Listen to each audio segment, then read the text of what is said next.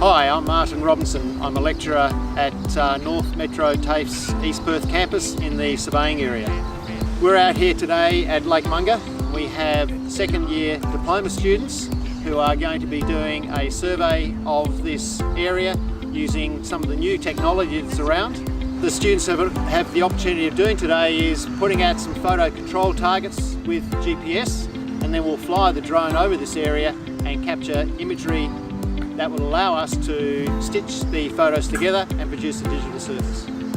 Some of the other technology that our students use include the latest total stations and GPS. We also use scanners and a whole range of other devices that allow us to capture data electronically.